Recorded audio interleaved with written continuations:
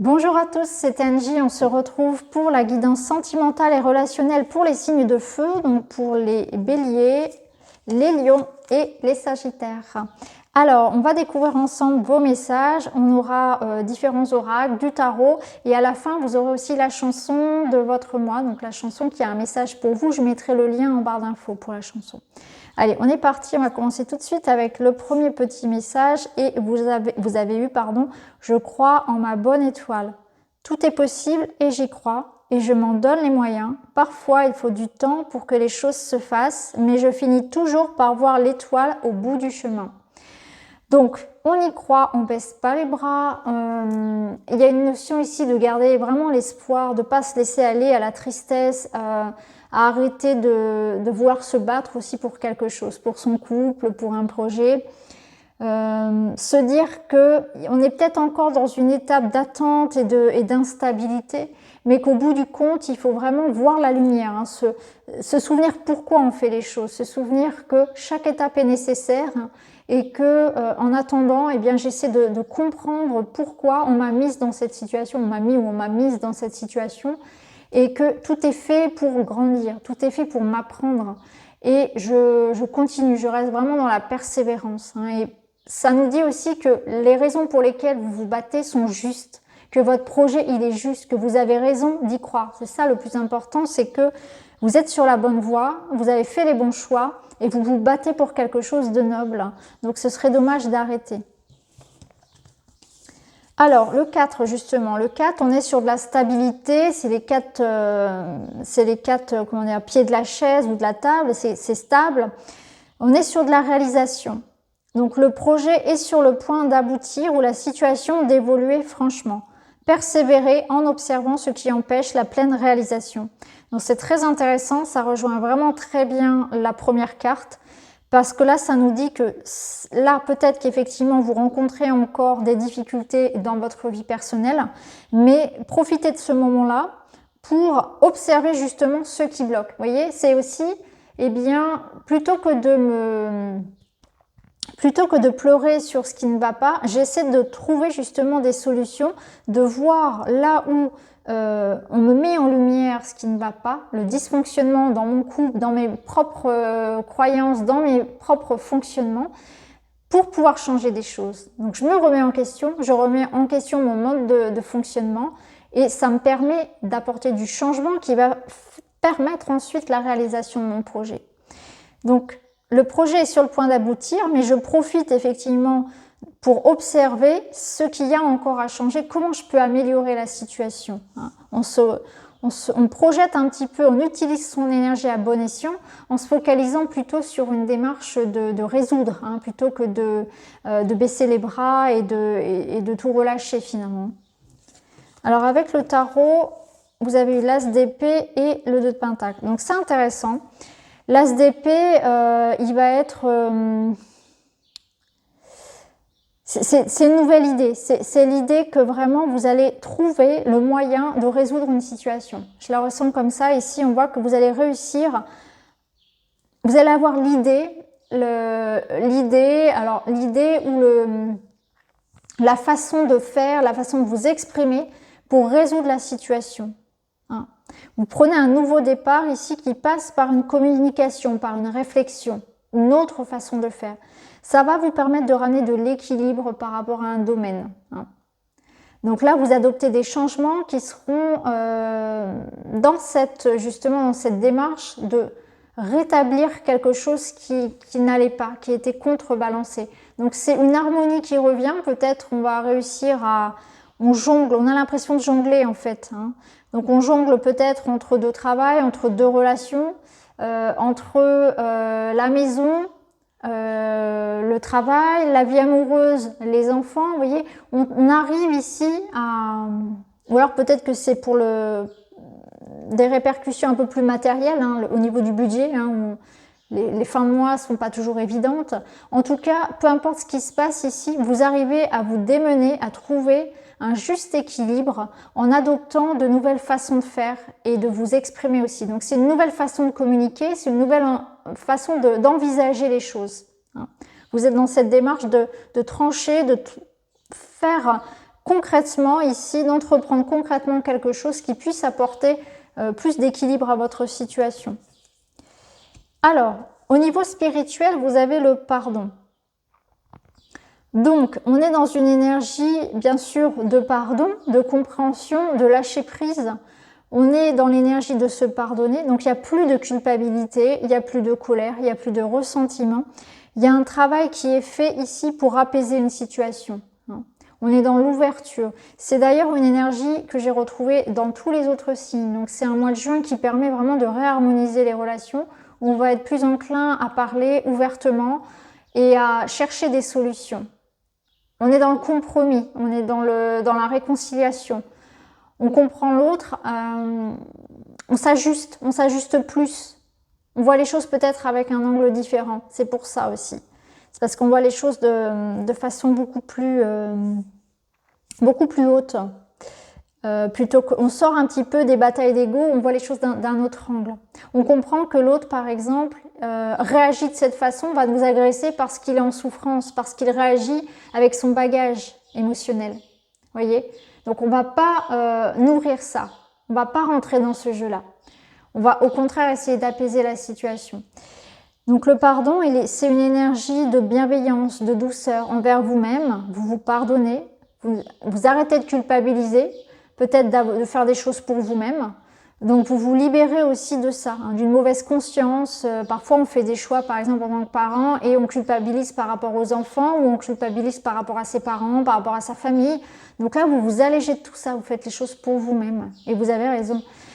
Après ça peut être pardonner à quelqu'un, bien évidemment, on pardonne, on passe à autre chose. On est plutôt ici tourné vers le futur finalement et on laisse de côté tous les ressentiments. On s'allège de tout ce qui peut être ressentiment, colère et culpabilité. Alors avec le Witchy, on voit quand même qu'il y a des obstacles ce mois-ci, d'où la nécessité de rien lâcher, de croire en sa bonne étoile et d'apporter des changements, ici d'essayer de trouver un moyen pour que les choses soient plus justes, ne serait-ce que dans le quotidien, que ce soit plus équilibré. Ici, eh bien, vous allez donner un bon coup de collier. On voit qu'il peut y avoir effectivement des conflits à dépasser. Alors ça peut être un conflit intérieur, ça peut être aussi que vous-même vous ayez des difficultés à faire des choix. Vous soyez dans une ambivalence et que là il n'y a plus lieu d'être. Il va falloir trancher, il va falloir se décider. Comme vous le rappelez l'As d'épée, il va falloir effectivement se positionner par rapport à un conflit et se positionner par rapport à ce qui vous préoccupe. La montagne, elle n'est pas... on peut la franchir en fait, c'est pas un obstacle définitif. Il va simplement falloir s'adapter, être flexible, donc mettre de l'eau dans son vin. Mais en tout cas, on voit qu'il va falloir en passer par aussi un gros nettoyage. Donc vous êtes dans une étape de nettoyage, de faire du tri, de remettre un peu d'ordre, au propre comme au figuré, vraiment. Il y a aussi peut-être beaucoup de tension, c'est-à-dire que physiquement, vous pourriez aussi avoir vous voyez, des douleurs cervicales, des lumbagos, des courbatures, des torticolis, vous savez, des choses comme ça qui, quand on se bloque un petit peu au niveau des muscles, on se réveille le matin et puis on a le cou qui est bloqué, vous voyez, c'est parce qu'il y a trop de tension dans le corps. Et là, on ressent que pour vous, il y aura effectivement beaucoup de tension. Et au niveau, bien sûr, de vos relations aux autres, mais aussi en vous. Vous serez vraiment un peu comme une soupape.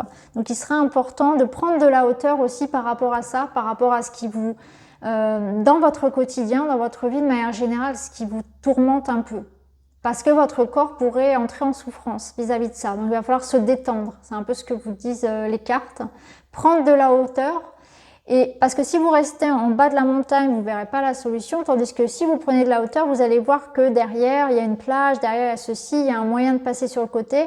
Donc là, c'est aussi prendre de la distance par rapport aux choses, peut-être prendre un temps pour vous, pour voir effectivement ce qu'il y a à changer qui pourrait permettre de faire évoluer la situation conflictuelle. Le balai et le fouet, ils vous donnent un coup de fouet, ça vous donne de la motivation aussi à y aller en fait, à reprendre les choses en main, à avoir envie de vous battre aussi, de tenter d'améliorer la situation.